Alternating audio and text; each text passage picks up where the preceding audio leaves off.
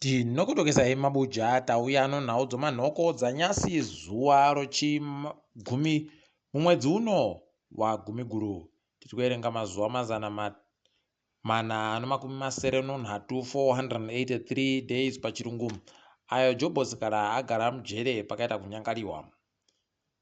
Kaitiringe zviri munhau dzanyasi, kwadoka iri batai murefu batai mupfupi kudare roparamende. Ipapa nyasi ipapa paita kuningisika kutoratidza kutoti ZRP vari kuda zvokuti nyika itongiwe zvokutsa ruzhinji.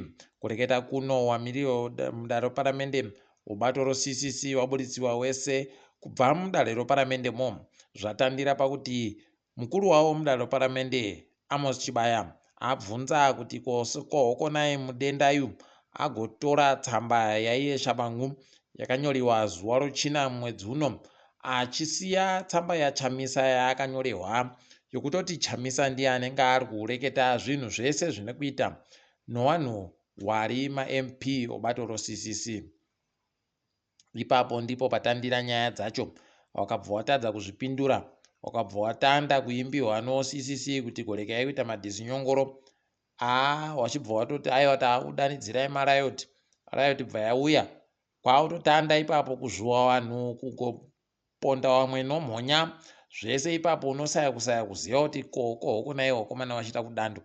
Apa vamwe watokuwara, vamwe wakabvarurirwa mbasha, zvakandopera zvakaita kudando. Iye Jacob mudenda azobva areketa kuti ipapa wese wadzingiwa, taakuwarambidza kupinda mudare roparamende kanokwana katanhatu. Pokare tobva tavabatira mari yomwedzi miiri. Vanenge vaida kutoti zvihwadze, kutoita kutoti zvihwadze. Ipapa muchatoona kutoti pamwedzi pakugara kwavari kuda kuita katanhatupa peno wakuda kutochinja zvimwe zvinhu zvavanofanira kuti wavhote, wachiboya mavhote akawanda. Rekai tigoringa kuona kuti zvinombopera zvakaita sei, asi zvisvinuba izvi zviri kuita kuhwadza chaiko. Ipapo pokare nozuro uno pabva paburika pokare kutoti pagonyorwa tsamba naiye Jacob mudenda. Tsamba yaagonyorayo ari kusiya tsamba yakabva kumatare odzimhosva yokutoti oCCC wanyora tsamba kuendesa kumatare odzimhosva kutoti kudzingiwa kwamudare roparamende kuisiwe pasaiti. Unobva watoona kutoti wari kusenza pabodzipo. Rekai tione apa rimwe gweta rinorwira kodzero dzevanhu Sipo Sami Malunga raagoreketa iro kutoti zvakaitiwa naye Jacob mudenda zviripo pamutemo. Rekai tione kuti ichapera yakaita sei. Tiri munyaya yakarerekera kubodziko, gweta romandiriri Beatrice Mtetwa ragoita nyasi kuratidzira kwomunhukadzi mubodzi, one woman protest pachirungu. Akanyora chikadhi chakanzi shabangu respect our vote. Haidi, rekai tione kuti zvinopera sei. Taakundosvira kuti areke kugosungiwa nokutoti mapfene aya anoramba achindoita zvinhu zvinoita kuhwadza. Rekai tigoringa kuona kuti zvinopera sei. Apawo rimwe gweta romuHarare Frederick Nyamande ragoendesa iye wamunangarwa kudare rodzimhosva nonyaya yache yokutanda sovereign wealth fund. Pabodzipo nokubva aiti inofanira kuita zvokutenga zvakawanda zviribe kana munhu anobvunza. Wakaita izvi kwai paribe mvumo yodare roparamende, saka izvozvo kwai zviripo pamutemo. Rekai tigoona kuti kumatareko kune chichaburika chere kana kuti zvicharamba zviripo. Lois Matanda Moyo nyasi agotora mhiko yache yekusenza somuchuchisi mukuru womunyika, prosecutor general pachirungu. Azviita izvi kuHarare kuState House.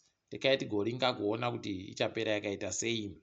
Apawo wakuru wehurumende wedu wanoringa nezvokuomesera vanhu wakatoburika ipapa, wari kuhwadzisa vabereki kutoreketa kutoti wapwere wese wograde 7 wakapedza kunyora bvunzo dzavo dzokupera kwegore wanofanira kuramba basi wachindoenda kusikoro. Unobva waita kuzisaya idi. Paribe zororo zvomunyika medu kutoita kuona kuti kutoita kutsvaka kuti chiri nani chiri kuitira vanhu nyore chii, tichibise tiite kuvaomesera chaiko. Unobva waona kuti mahwane atanda. Ipapa kuno rimwewo voice note ragoburikaro paWhatsApp. Umwe ari kunzi ndiNorman Maungwa anga ari mumwe wavanhu waikubiwa, waenda kokuba vanhu kwagutu akazviuraya kuri kuburika onze akazviuraya ega neachireketa kutoti mhuri yache dzinza rache rakabva ramutaya rikamuramba nonyaya yemusangano weZANU-PF.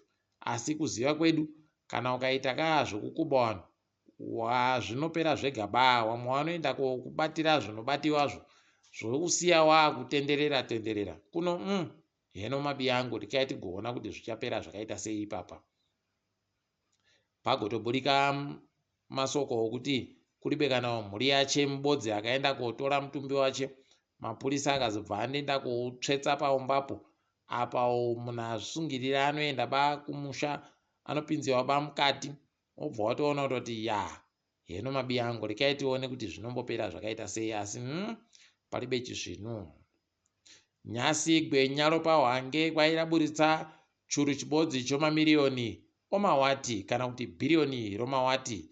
Tikuramba tichizvitenda chiti dai zvaramba zvakadando. Kukariba kwaikwaburikawo anoita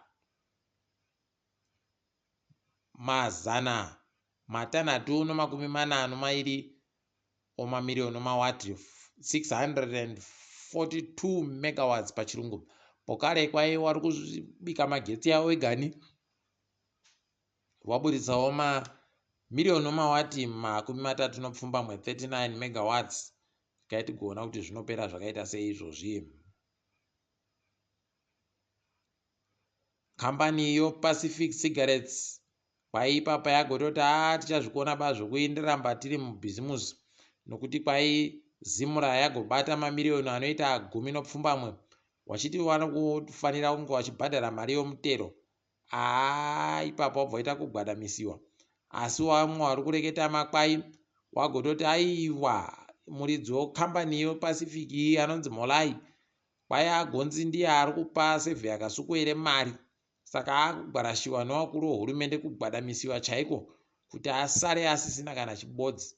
Unobva waita kuona kuti zvomunyika meduka idi nayawe unoita kusaya kuti zvinombotekaira sei.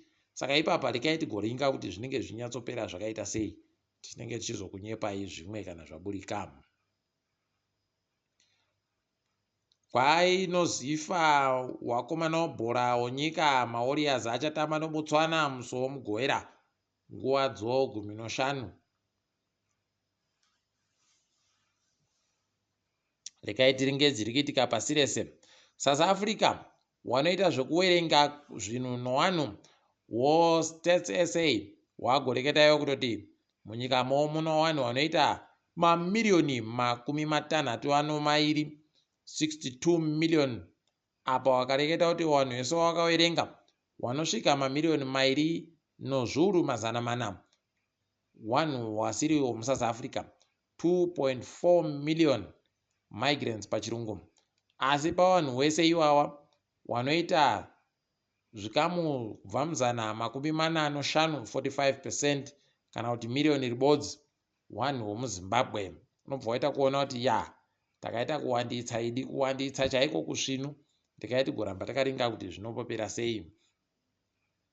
Zambia ipapa yagoti yasaina pasi noimwe kambani yakazvimira egani dhiri romamiliyoni omari yekuAmerica 48 million US dollars pachirungu kuti wawake mugwagwa uri makilomita 55 pabodzbo nokuwandudza zambuko rokuenda kuMalawi. Tikuramba tichiti ipapa pasvinu apa kwaidhiriri kwainjo makore 25 25 years pachirungu, tikuti makorokoto wabi edu. Umwe wekuAngola anonzi Nehara kwaiapuwa makore 2 okugara mujere nokuti kwaiagotuka mutungamiri wenyika. Unobva waita kuona kuti Africa toramba tiri vanhu vabodzidi kubva kumusoro kusvikira dzasi tinenge tindoita zvibodzizvo. South Africa ndoifunga ndo inosara iri bekuita zvakaita kudando, asi zvinoita kuhwadza. WoIsraeri ipapa wari kuita kufara kuti nyika dzokumadoka zuva dzirita kuwatsigira utoti rekai waite zvavari kuitazvo. Zvakaita kuoma wakomana. Ukaita kuona nhamo yewaIsraeri inowaiyo woPalestine wavo paribe chisvinu. Tikundoramba tichindoti wakomana gadzirirai kuti yawe amhera kubenuka. Nokutoti zvaakareketa kuti mukaona zvaakudarizvi amhera idi atomhera chaimo. Chirambai muchiita kunhadzirira zvisvino. Apawo Eden Hazard akambotambira Chelsea achinetsa uyawo kwayasiya bhora ati ndichazvidaba ndakutoita zvokugara kumba zvangu ndichazvidaba zvokutamba bhorazvo.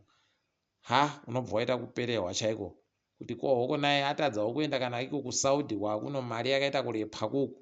Heno kuti zvirimbotekaira sei, charamba takaringa zvedu kuti anenge achiipedza sei nyaya yacho.